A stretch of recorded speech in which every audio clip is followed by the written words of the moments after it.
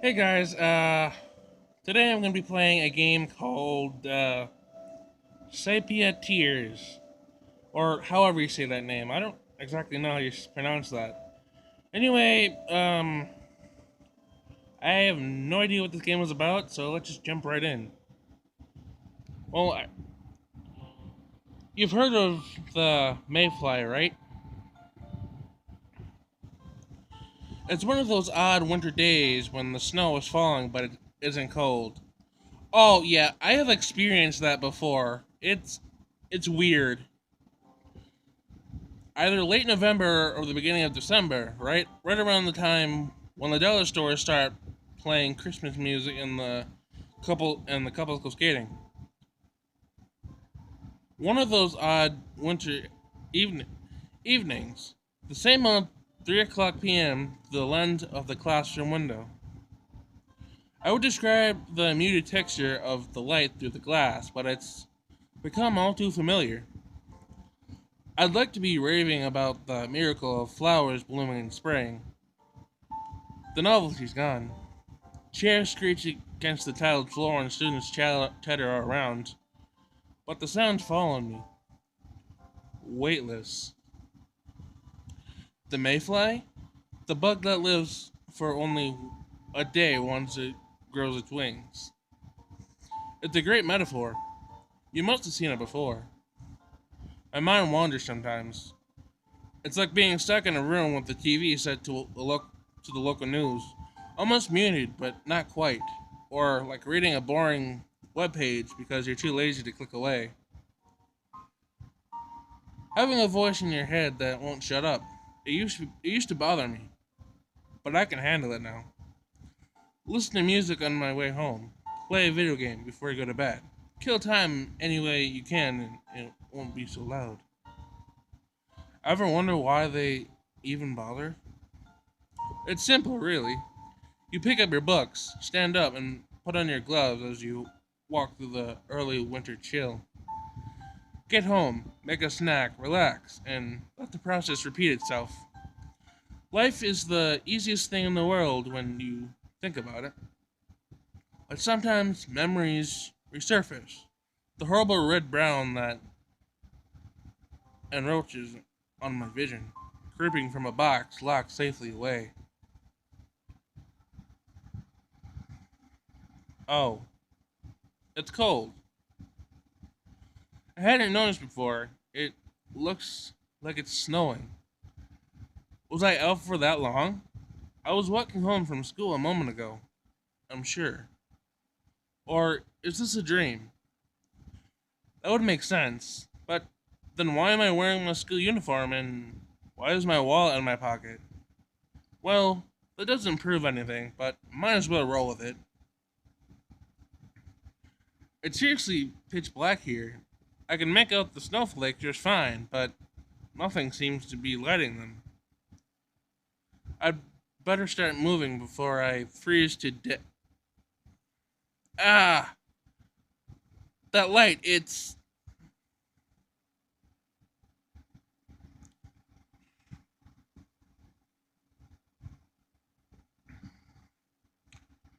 You've come.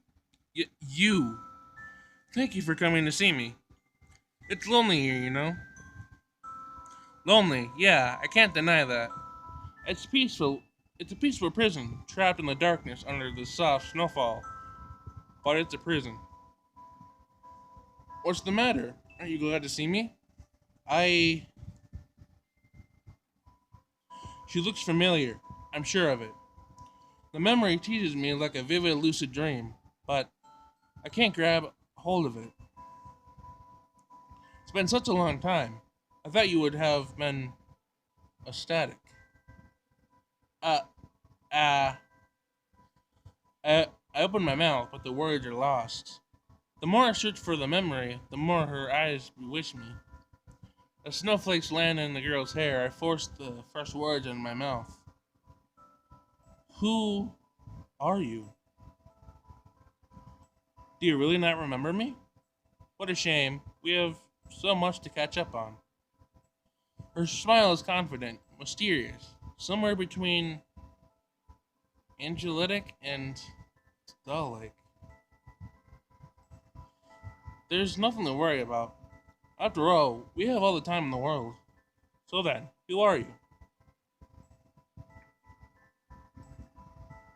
She looks at me in the eye and my heart stops. I'm the person you wish you never met. What is that supposed to mean?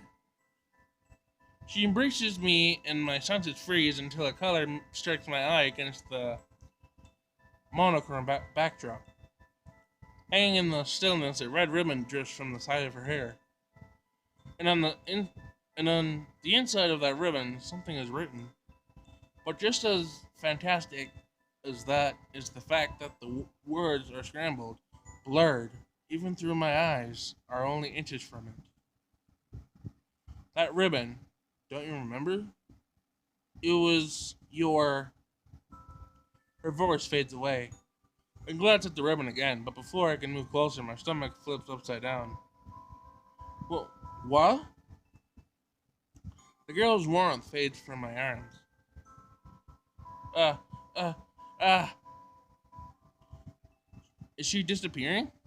I'm. This. This whole world is. A knife pierces my heart as I realize something.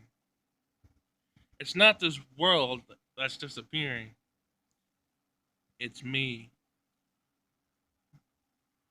Ooh, okay. Interesting backstory there. Or, yeah, backstory. Day 1, reunion. Okay. Ani-chan. Ani-chan, are you up? That sounds familiar. Mark, we're going to be late. Uh, ah! Oh, so my name is Mark. Okay. Are you even listening to me? Yeah, I heard you. Hello, everybody. My name is Markiplier. I'm sorry I had to. Geez, it wouldn't kill you to be a little bit more gentle. Gentle? Gentle. But I'm your cute little sister. I'm automatically gentle. That's like saying I'm automatically dependable because I'm your older brother. Wait. See? If you're not if you're not the dependable sibling you're supposed to be, that gives me the legal right to find new exciting ways to tease you. And who was it that wrote this law? More importantly, I have a history test this morning, so I'll leave you behind if I have to. Pouting, my delightfully evil little sister runs down the stairs. Can't you find a more normal form of torture? Ah, it's bright out. Pleasingly bright. I can get lost just looking at the pale blue sky, although I fear the cold that accompanies it. See, this is why I hate winter. Nature has no mercy for the northern hemisphere. Actually, does that make a difference? Technically, every country is a part of the hemisphere, so there must be warm regions in the northern hemisphere. Even so, the southern hemisphere would be. Mark, I've been working on my Hokuto Shinken and. Okay, guys, I apologize if I butchered these names, so don't get mad at me. I'm coming. The last time she tried this, I shuddered to think of it. I'm pretty sure I know who my next practice subject will be if you make me fail my test. Isn't it usually practice partner and not practice subject? So that's my sister Rena. Since she started at my school, life has been hell. Well, maybe that's an exaggeration. She's a nice girl and all. She takes care of me, makes me lunch, forces me to buy her stuff. Ah, see what I mean? I'm out of compliments already, and that threat certainly wasn't the first. Ouch! Stupid razor. Dad was supposed to show me how to use this thing. Anyway, Rena is a strange girl who is a strange girl. To put it nicely, she always rattles on about these crazy robot wars and mellow melodramatic love stories that she watches, trying to find new and exciting ways to pull me into her world. I haven't figured out why she calls me Ani-chan yet, though. Is it ironic? Ironically unironic? Ironic because she thinks it'll be it'll think it's subtly ironic, unironic. So much ironicness. I can only conclude that it's part of some devious scheme that I have yet to catch wind of. The tip of the iceberg, so to speak, if the iceberg were a blood related little sister. But as much as I'd like to criticize her, I can't complain. She still does better than me at school. Alright, I'm almost done. Oh, and she also does a better job of cooking and budgeting than me. And she never sleeps in, and the only time she's late for class is when I hold her back. Now do you see why life with her is hell? Good morning. Did you sleep well? I slept perfectly fine until I was awoken by a certain someone. How could you say that? You should be thankful to have a cute girl like me wake you up every morning. You're not supposed to call yourself cute. Is that because we're blood related and you're just a That's not why. I mean, it's a little vain, don't you think? And it's not very cute. True.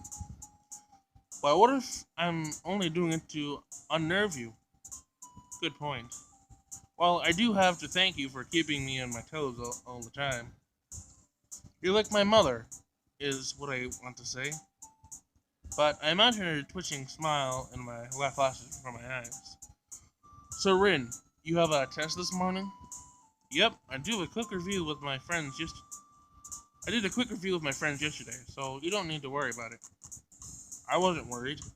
Aw, is that your way of hiding your affection? Was that even remotely implied? I'm sure you passed the test. I just want to make sure you don't forget anything and end up failing for some stupid reason. Like the time I accidentally brought my Game Boy instead of my calculator? Yes. Like that time. I was only 12. It was an accident. It was an innocent mistake. Only 12. Regardless, you get what I'm saying. Just don't screw up. I know I won't. But aren't your exams coming up as well? Uh-oh. I was going to go over to Luca's house and study over the weekend. Or something like that. Even for you, that's not a very convincing lie. Psychic. But I did make that up on the spot. I, it wouldn't kill you to have a bit of faith in me if I say I'll study, I'll study. Really? You'll spend your whole Saturday afternoon doing math problems and rereading your social science notes? I'm tempted to say what notes, but that really isn't the problem here. Well, would you look at the time? Don't change the subject. We are already late. Well then, we'll have to continue at lunch. Right, Omni-chan? That smile is so much more endearing before you get to know her. Made it.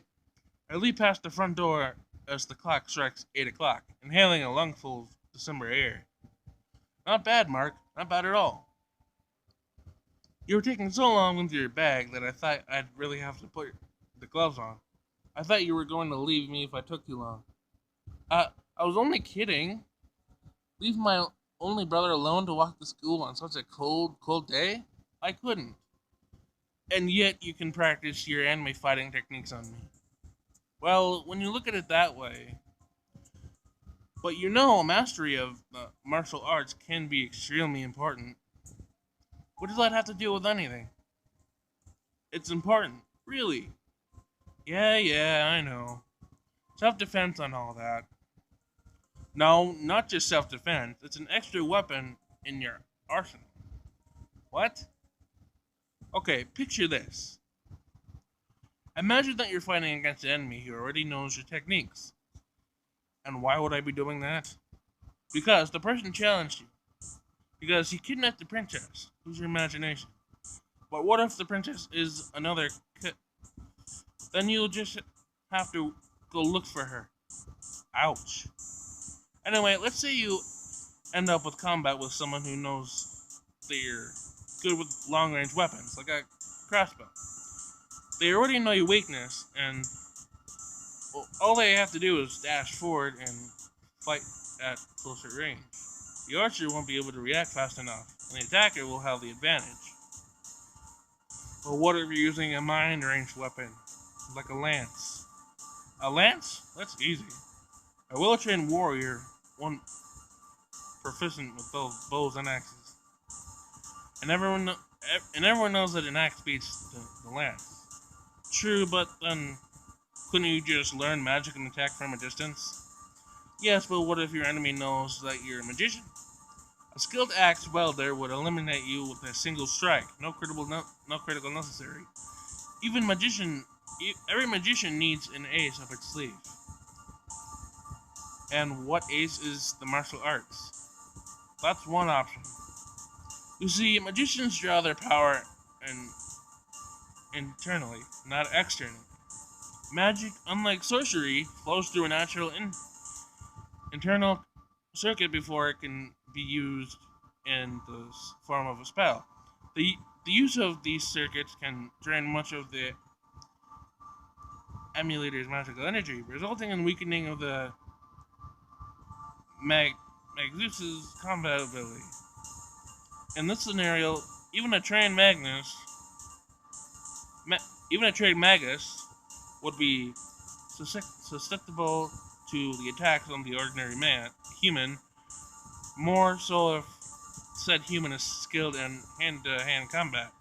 Though it is an unlikely scenario, it would be prudent for a Magus to. Enough with in the info dumps. Okay, some of these words I've never heard of, and I'm struggling because I cannot really talk today. So yeah, there's that. Fine, I don't need you. She taps the Twitter icon on her phone and runs away. Okay, I may have been a little bit hard back there, but this isn't a bad outcome either.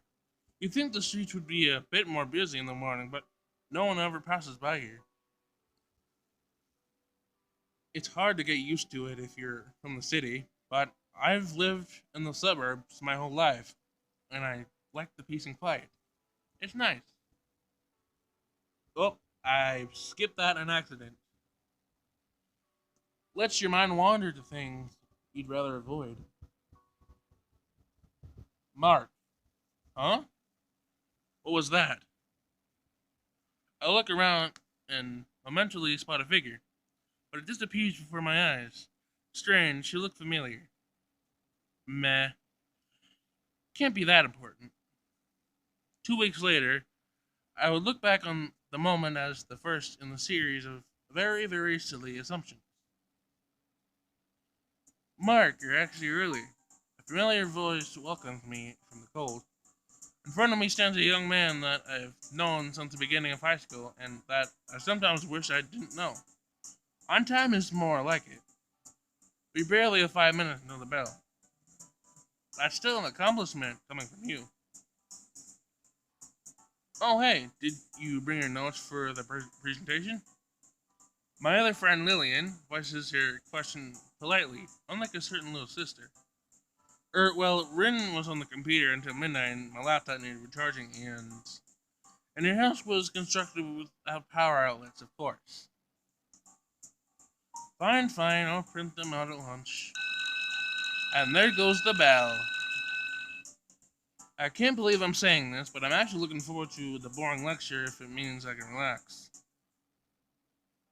The teacher's voice drones on, and on. I only know of one way to escape. Jumping out the window might have a long-term consequences, though, so I'll be content with staring through it. Whenever I'm bored at school, I always like looking out at the weather and thinking about how I would rather be anywhere but here. Although fortune has treated me without nothing but a sadistic little sister and a pile of unfinished homework this morning, so maybe I'm better off in class after all. Mark, am I hearing things? Mark, it's just like this morning. Is this someone's stupid idea of a prank? I'm sure it's just some kid with nothing better to do with their time, but I can't forget that. Alright, I know what I have to do. Pinpointing the source of the sound, I spin around and glare at my target. He's not getting away this time. Er, the class stares at me. Lucas turns around. I sit back down, awkwardly. Lunch, finally. No matter how many years pass, nothing beats the taste of cold meat and freedom. It's quiet. Lucas sighs audibly, and I follow. I still don't know. I still don't get how Ren can sacrifice her lunch break to study for a test when she hardly ever studies at home. It's far from the strangest thing she's done. Point taken. So, how was the game I lent you? Alright. To be honest, I'm not really into those They're not dating sims. If they don't have statistics, whatever, it doesn't matter. I'll check it out when I get home, when I get the time. Right now I'm busy with, I was about to say schoolwork, but that lie won't last a second. Stuff. Yeah, stuff. Mark, you know what this means, don't you? I really think I can see the sunlight glint off those glasses. This means that you have yet to experience modern Japanese visual culture in all its glory. Can you please shut up now? Surely you found yourself taking a peek in Rin's DVD collection at some point in the last 16 years. Haven't you ever felt discontented with the path the story takes? I'll take that as a no. Protagonists always have armor and suspense stories, and the main heroine always wins in romance. Even aside from being dumbed down by the awkward transition between two inherently different mediums, haven't you ever felt like the story isn't working? Does it feel like the main character is a brainless idiot and that you could do a much better job than them? Haven't you ever felt like giving that idiotic protag a punch in the face and telling him to choose the shy innocent library girl over the deceitful Onichin Chara who can't go on a date without thinking about her little brother? The statement may contain a slight amount of bias. Ahem. At any rate, there's only one solution to problems like these. You play the game. I sent an evil chuckle as he finishes, as if he wants to add, and still you'll be just like me. Well, like I said, I'll get to it eventually. Lucas kicks his feet up. It really is a good game, though. And the school uniforms kind of resemble ours, don't you think? As much as I hate it to admit it, he's right. Our school is infamous for its elaborate uniforms that don't match its academic damn. I cannot read. It isn't going to make me play it any faster. Then I'll bother you every day until you do. Do you dare underestimate my presence? The bell signals the end of lunch and we head to class. Away from each other, thankfully. I did it.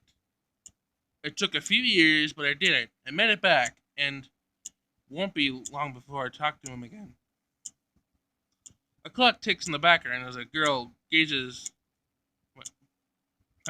pensively out the window. I'm getting nervous just thinking about it. Nervous and a little excited. It's been so long. What'll I do if he's changed? This whole plan would be pointless. I have to stay calm. I know what I'm doing and I've thought it all through. Just stick to the script. But I'm nervous. So nervous. I like sunsets. I really do. I could live without long walks on the beach, but sunsets, they're special. Cliche doesn't have Cliche doesn't have to make things less special. Not that it matters much. Storybook romances say in the storybooks. It's just nice to catch a glimpse of the story sometimes. Be it the MP3 shuffle gods grandly divinely selected background music or a perfectly toilet after a day of rain. Phew, thanks again for your help. Don't worry about it. It's not like I have anything better to do. I slide down from the windowsill, but my feet hesitate. Something about the red tint of the classroom and Lillian's smile is discomforting. Discomforting and uncannily familiar. Does the school library always get this much work? I can see why you asked for a hand. No, the library usually maintains itself with the help of the teachers. We just have some extra things to take care of before we end for the end of the term. Paperwork mostly. Fun stuff. All work and no pay. I think you mean no play. Wait, you're getting paid? No, but well, there you go. You win this one. Anyway, I was trying. Anyway, as I was trying to say, I don't mind the extra work. We help out because we want to, right? We help out because we want. Oh, I read that already. Though it's nice to have an extra pair of hands from time to time. Ah, right. Besides, you always end up owing me favors. This is just one of them. Anyway, shall we head home? Yeah, let's go. I grab my bag and rush to hold the door. It can be nice to stay back after school, can't it? On the occasion, the weather is nice today. I try to find myself. I try to find something other than the weather to comment on, but it's always cold in winter. But it feels good when you're inside. It's like looking at a snow globe. Or does that make sense? Now that you mention it, I don't think it does. It made sense in my head. Don't worry about it. I know what you mean. Do you? I think. What? It couldn't have been that important, right? I suppose. Lillian smiles wearily about something and walks up ahead, frizzy hair lit by the sun. We walked alone for the next few minutes, and I tried to non-chantily wave goodbye. I can't shake the feeling that something was off about her today. Maybe I'm imagining things, thanks to that voice in my head, almost, but she almost seemed as tense as me. I better head back before Rin starts worrying. Oh no, that's a beautiful background.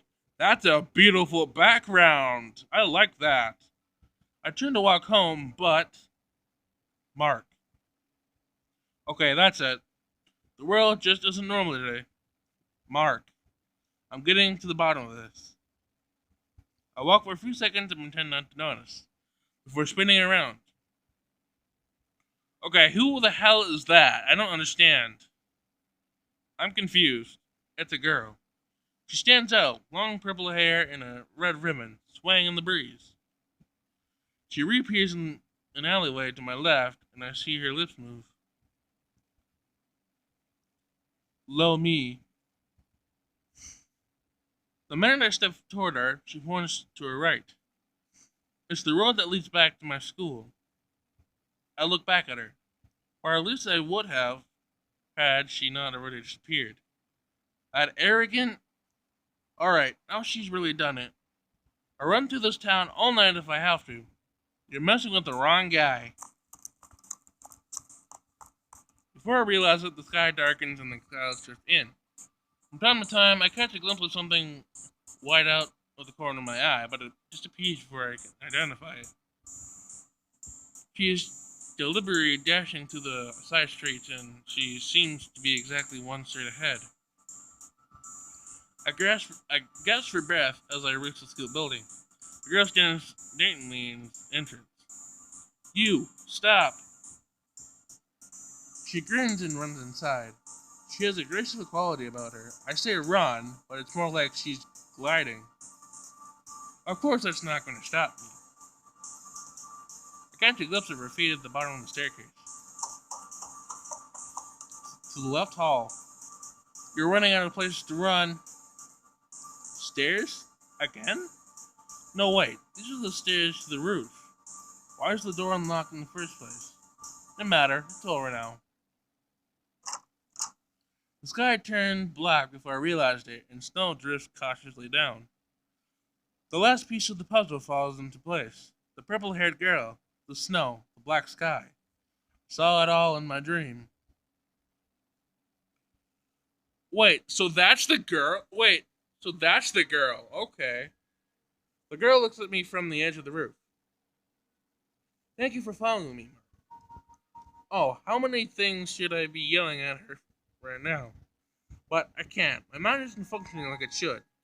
Scattered images from a time I'd rather forget to flash through it. First of all, let me apologize for luring you out here like this. It was the only way I could talk to you alone. She steps closer. Of all the things I want to say, only one line comes out. Who are you? Don't worry. Don't worry yourself over minor details like that. You will remember me soon enough. Soon enough? What kind of vague hint is that? The past will fall into place eventually. It has a habit of doing it. She pauses and looks up at the sky. The snow collects on her hair. You might not remember me yet, but I remember you. I've been waiting to see you for a long time. She points her eyes at me, and I can't look away. While you help me, Mark, will you accompany me long enough for you to remember your memories? That's a strange request. My thoughts vanish. I nod unthinkably. I will, but you owe me something first. Tell me your name. I feel her warmth before we even touch. She walks up to me and pauses an inch away, breath turning to mist. Mira. Myra, Mira, I don't know. I hear her name, and her ribbon flutters before me. The memories taunt me. I've seen her. Seen this, but a cold breeze strikes me as she steps back. I'll visit you soon. I'll visit you someday soon. In the meantime, if you ever need me, come to this rooftop by yourself when the sky turns black. If you call out to me, I'll come to you. What are you, a vampire? Maybe. A ghost? He smiles faintly. I'll leave that up to you. One by one, her footsteps grow distant. Well then, goodbye, my... The final words are lost as she steps off the edge of the roof. Wait, steps off the edge? What the? I dash to the edge of the roof as fast as I can and look down, but there's nothing. Not even a footprint on the freshly fallen snow. My head is spinning. I don't want to think. I don't want to think. I don't want to think. I don't want to. It's here. It's there, and it keeps coming back. I see her, and what was she called? What was it she called herself? The person I wish I never met. Is she here to taunt me? But then why do I feel so? The girl in the sunset watches me, like a figure in the faded photograph. She watches me, like a portrait, like myself in a house. A mirror is watching, always watching. She just won't blink. All the while, the snow continues to fall. Mira's figure dances through my mind, trapping me somewhere between curiosity and awe. It's the beginning of winter. As the snow dusts the city streets, I can't help imagining that her footsteps will turn up very, very soon.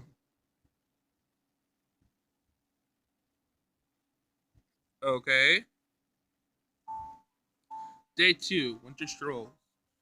Okay, guys, well, I think this is where I'm going to end it here. So,